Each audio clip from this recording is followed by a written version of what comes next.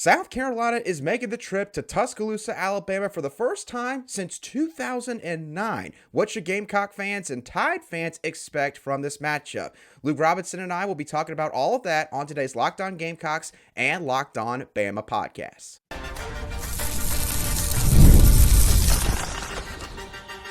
You are Locked On Gamecocks, your daily podcast on the South Carolina Gamecocks, part of the Locked On Podcast Network. Your team every day.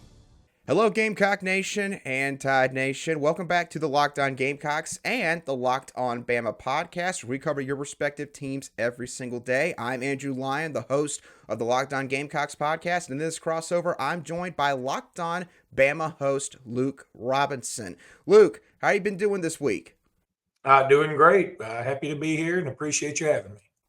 Yep, and we are just a couple months away from football season getting underway once again.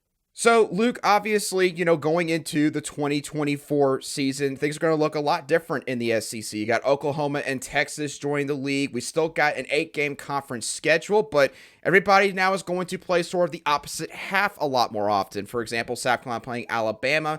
The Gamecocks also got to play LSU more often, so on and so forth. So, Luke, what are your general thoughts on the new look SEC, the scheduling model, and all the like? Well, there's some things I really love and there's some things I don't love. Number one, I think it is great that Alabama and South Carolina will play a little more and the like. I just think that's going to be kind of cool. However, I hate the fact that Alabama and Mississippi State don't play this year. Now, before everybody just says, hey, Alabama wants an easy win, geographically, Alabama and Mississippi State are the two closest schools. Alabama and Mississippi State are closer than Alabama and Auburn, for instance. So I think it's crazy that those two don't play. They have a long-standing rivalry. Yeah, Alabama's dominated it, but it is still a rivalry. And when Mississippi State has one, it's been a big thing. So I hate losing that game. And the other one that I think is the biggest miss of all of them is Auburn not playing Ole Miss. I think they missed a golden opportunity. I mean, can you imagine the hoopla surrounding Hugh Freeze going back to Ole Miss to play a game? Oh, yeah. Kiffin, who was tied into the Auburn coaching search for some time. In fact, a lot of people thought he would get the job. He stayed at Ole Miss. And I just think it's silly that those two don't play. I think it's also kind of crazy that Georgia still has yet to go to Texas A&M. That's bananas. I mean, A&M's been in this thing since 2012. It's been 12 years. Why in the world haven't they done this? That should have been rectified with this new schedule. But in the end, look, you're not going to please everybody, right? Here's the other thing. Now, the biggest issue to me, South Carolina is better. I mean, so look, I don't mean to offend any of your listeners. South Carolina was a punching bag for a while, especially when they first got in the league. I was at Alabama when South Carolina came into the league. And I'm talking about it was like just a gimme win. That's the way people looked at it.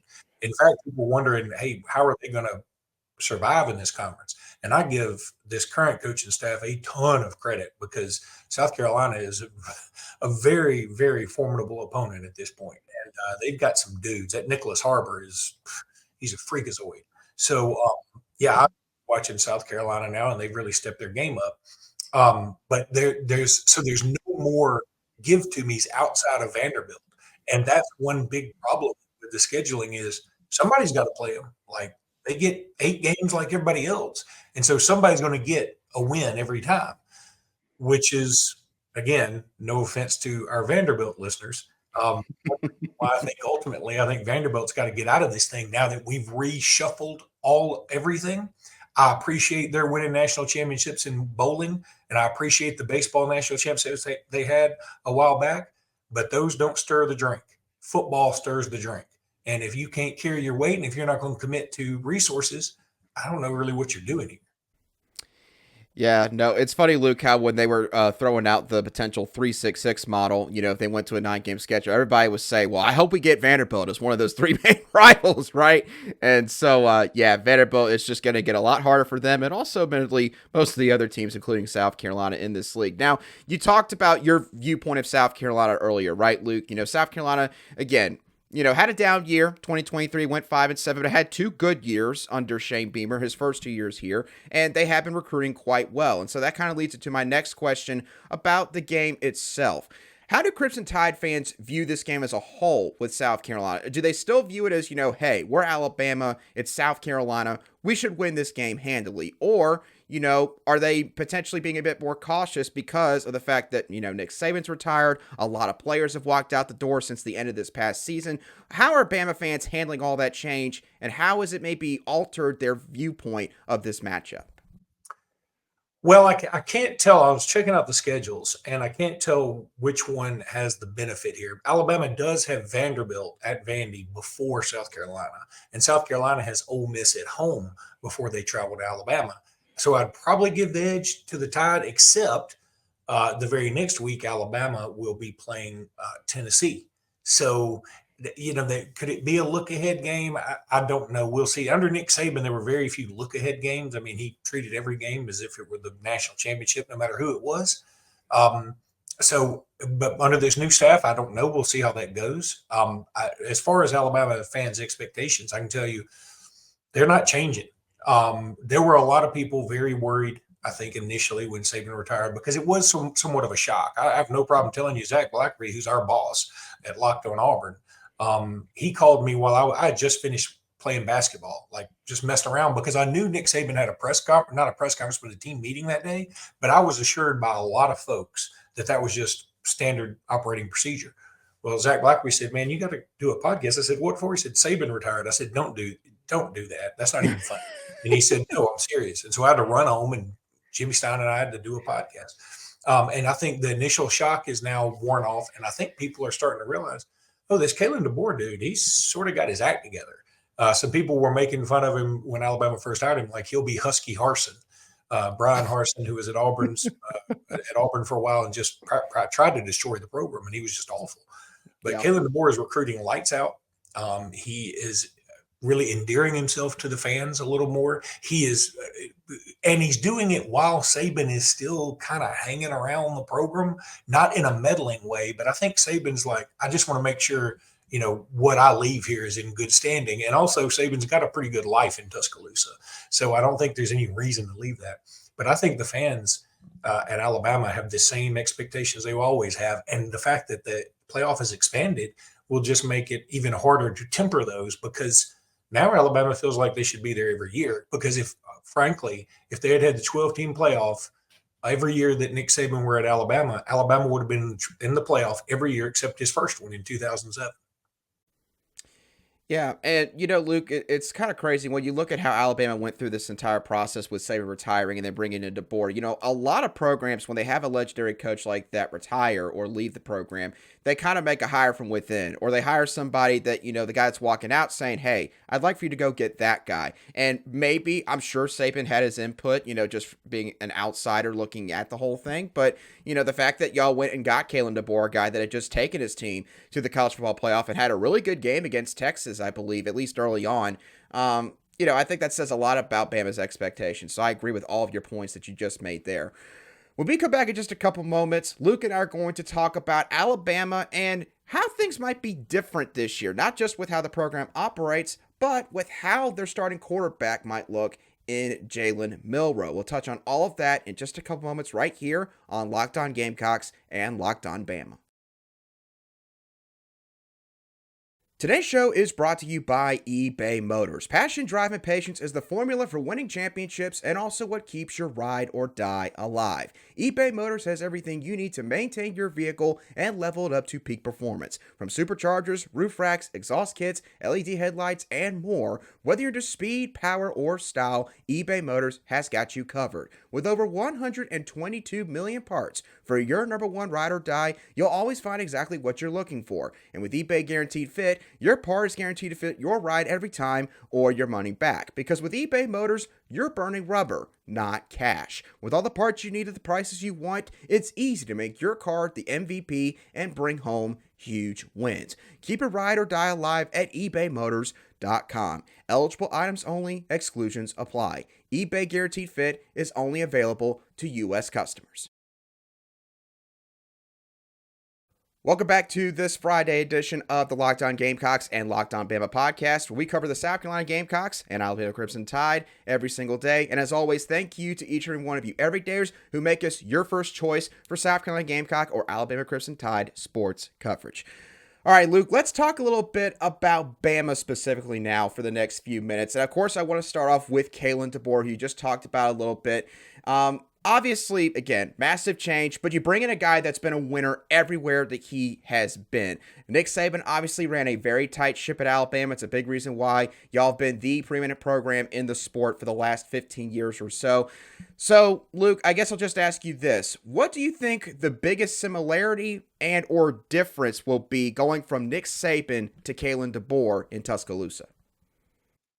I feel like it's get a little looser. Now, is that a good or a bad thing? I guess we'll find out. So far, I think it's been a pretty good thing. Look, Nick Saban's teams were famously they didn't express a lot of emotion one way or the other. Typically. Right. Now, part of that is just reputation. Part of that is untrue because there were some times when certainly Alabama got up there as much as anybody in terms of enthusiasm or dejection. But for the most part, Jimmy and I, Jimmy Stein, my co-host on Locked On Bama, we refer to Saban's best players as Saban bots. Jonathan Allen was a Saban bot. When you asked him a question, if they were playing Vanderbilt that week and the next week was Georgia, let's say, and you asked a question about Georgia, he'd say, I'm talking about Vanderbilt. I don't even know who we play next week. And somebody, I remember Jonathan Allen very famously, somebody said, you guys had like 10 sacks and you did this and you did that. And who does that? And he goes, Alabama does. And then as if the question was dumb, and so he was a Saban bot. Right. I think now we're going to have some more interaction, maybe with the fans via social media. It's also because the times are commanding that. I mean, with NIL and everything else, you better get out there because kids want to expand their own brand. So to do that, they're going to need to be more active on social media. And I think you're going to see a little more, not necessarily go crazy like the late 80s, early 90s Miami Hurricanes, but I think you're going to see a little bit of just a loosening of the reins. And again, it's not necessarily a bad thing, but let's just see how it goes. Because frankly, Alabama fans in general have always been, hey, we celebrate championships. We kind of golf clap them. And then we're typically much madder about not winning a championship than we are happier about winning one. I would say that's not the best way to live, but it's been a great way to be successful. And I think that's how you have a successful program. I mean, again, not trying to bring them into it all the time, but I think Auburn's kind of the opposite. I've always said Auburn fans have more fun than Alabama fans. They just don't have it as often. When they win a championship, it's such a big deal. Everybody's rolling trees and, running naked in the streets and everything's incredible. Well, then they go about 10 years without, being very relevant, on the national scene. Whereas Alabama fans, we win a national championship. And then the next day we're like, well, do you think we can repeat? And both ways are okay. And both ways can be fun. But yeah, I think that maybe it's going to be cooler. Maybe we will have permission as fans to enjoy the season a little bit more. You talk about successful programs, Luke. Successful programs are comprised of successful teams. And if you want a successful team, you need to have a really good quarterback at the helm. And Alabama certainly has one of the bigger names at the quarterback position in college football in Jalen Milroe. Now, last season, progression maybe wasn't always linear. Obviously, there was the weird situation early in the year where Bama, they were kind of trying to figure things out offensively, changed quarterback once or twice, and then eventually just decide, you know what, Milroe's our guy. We got to go with him. And made to the college football playoff and, just a couple plays away from beating Michigan, who eventually won the national championship. So where do you think Jalen Milroe could make the biggest leap in his game this year? That could be just, with him maybe leading the team, which obviously is going to be very important now with all these guys that have left, or Kalen DeBoer now coming here and being an offensive mind and seeing what he did with Michael Penix and turning him into a top 10 pick in this past NFL draft. I think Jalen Milroe was already considered the leader. Look, what a lot of people don't know outside of Alabama probably is last year when he was benched for South Florida. That I think that was going to be a telltale thing about the whole season, right? That how he handled that was going to determine what went forward, and he handled that as well as any human being could. He was celebratory with the teammates when they ended up winning the game. He didn't play at all. And then he was named the starter the next week against Ole Miss, and he came out and played it sort of so until a pass for a touchdown to Jalen Hale, which he actually got lambasted on. I don't lambasted. Either way, he got just hit really hard by Perkins for Ole Miss, and he got up he knocked the breath out of me. He ended up getting up and celebrated and had a blast, and everybody was like, okay, that's our dude from here on out. And I got to know Terrion Arnold just a little bit towards the end of the season, and he and Jalen Milroe were super tight. I can tell you that Terrion says the players just absolutely adore Jalen Milroe. They think he's been through the ringer. He's walked through the gates of hell, and he's come out the other side, and I think he's a better person for it. Yeah, he still makes mistakes, but that's one place I think he's going to improve. You asked about that, is the accuracy. I think his accuracy is going to get a lot better under this leadership. How is it going to get better? I don't know. I just feel like Kalen DeBoer can make those kind of things happen. That's what he's known for. So I think he's going to put his quarterback in a position more often to be successful, maybe make some easier passes to start out with. Jalen Milroe's deep ball was as good as anybody in the country's. It was that, hey, I need to throw it 15 yards. That was a problem at times. So I think he's going to get better in that regard. And I feel like Jalen Milroe can have a Heisman-type season if everything comes together. Yeah, and I know that South Carolina fans, one thing they're not looking forward to with this game against Alabama is the fact that Jalen Milroe, obviously, one thing he doesn't need to get better with, he's very athletic, and the Gamecocks have not really had the best of times against athletic quarterbacks in like the last decade. Just anytime they've faced any dual-threat quarterback, it could be Jalen Milroe or a run-of-the-mill guy at like Kentucky or something like that, they've struggled. So that'll be definitely something interesting to watch when the game takes place later this coming October. Where will Bama stand in this new era of college football when it comes to maybe NIL or maybe the college football playoff? Will they make it back to the playoff this coming season? Luke will give you his thoughts on that in a few moments right here on Locked On Gamecocks and Locked On Bama.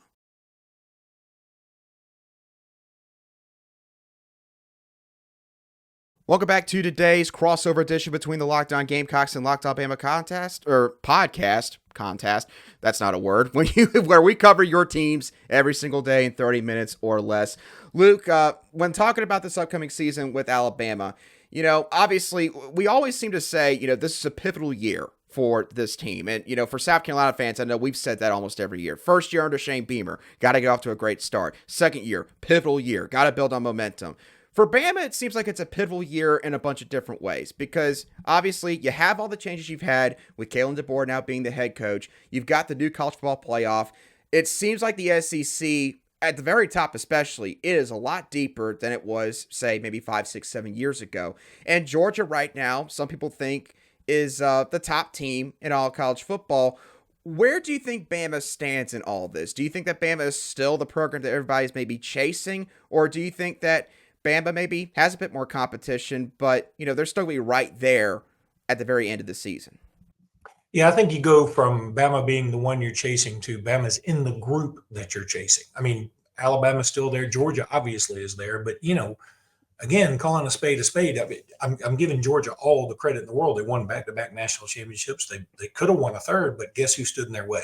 Alabama. Right. And if Alabama hadn't, I hate to be this because I know that we've all talked about this, and injuries are part of the game, but Alabama did lose their two best receivers in the national championship game, or at least just before the national championship when they played Georgia in Indianapolis.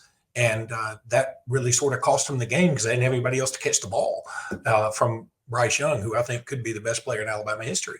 So Alabama has sort of been the thorn in the side of Georgia. So I think you got to put Alabama there, even though Georgia, I would say, certainly has been the better program on the field the last 3 years, no doubt.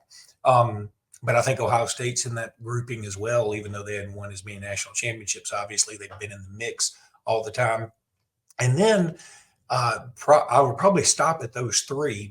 You want to add Michigan? Fine. I feel like Michigan's going to take a big drop off coming very shortly. So I'm not going to add them right now. But I think then you have maybe a bunch of more teams that are vying for another spot. And I think Texas could certainly be in that mix. LSU is certainly right there. Really, really good programs. The problem with the SEC is a lot of these programs I'm mentioning are in the SEC. That's going to be the biggest problem. And that's why I'm not a proponent for going to 9 games, because the Rick Newhouses of the world and all these others, saying, hey, SEC should go to 9 conference games and everybody deserves the same kind of shot. Danny Cannell, all those, they just don't get it. It's not the same. It's just not. And South Carolina knows this. And look, Alabama knows this, because guess what? When I looked at the schedule, I was like, oh my God, we got to play South Carolina and then play Tennessee and then play Missouri. I mean, it's like, when does it stop? Because Missouri, people are thinking they're going to be in the top 6 this year. South Carolina, people think can be in the top 25. The teams that you think, okay, well, these are the ones I usually chalk up as a win. Kentucky, people think they can be in the top 20. I mean, it never stops. And now with Oklahoma and Texas joining, now maybe Alabama and Georgia and potentially LSU don't get knocked down a peg, but every other team in this conference gets knocked down a peg with Texas and Oklahoma joining. All of a sudden, if you want to say the hierarchy is Bama and Georgia, well, the hierarchy is now Bama, Georgia, probably Texas, then Oklahoma, LSU right behind them, if not right there with them. And then everybody else gets moved down. So if you're Vandy and you were 14, you're all of a sudden 16. It's a problem. But it's a fun problem. I mean, again, I'm beginning to embrace this thing. I was against expansion of the playoff because I'm a traditionalist. I like the way college football has been set up. I also don't want it to be something in pro football where, people say they decided on the field. Well, not really, because sometimes their best teams get left out of the playoff for teams that are clearly inferior from a weaker division. And I just feel like that's not the way to do this. I mean, I want to have a champion's champion. I don't care about Cinderella. That's me. Yeah, no, I'm absolutely with you on that. One last question for you, Luke, before I let you go. You mentioned Texas and Oklahoma. There's been a big debate, especially over Texas, it seems like the last couple of weeks, on the interwebs, on social media, in terms of how are they going to adjust to the SEC. And I think it's fair to say that we found kind of a middle ground. We've kind of, South Carolina fans, I think, can mostly admit, like, hey, we understand, like, we don't expect Texas and Oklahoma to get behind us on the big SEC bus, so to speak. But at the same time, it kind of feels like, that arrogance that especially Texas has, they're bringing that with them. They feel like that pretty much outside Georgia and Alabama, they're going to just be able to run over everybody else. How do you think they're going to adjust, at least in this first year when they join the SEC? I think it's going to be somewhat of a shock to the system, but I don't know that you're going to see it in the schedule, in the results, because I think the games that they think they'll roll over people will be much tighter than they thought, is what I really think, because they are very, very good. I'll say this too. If I'm Oklahoma, my first call is to Greg Sankey, like, what did we do to you? Because you look at the 2 schedules, Texas is much easier than Oklahoma's. I know Texas they got Georgia, but they did get them at home.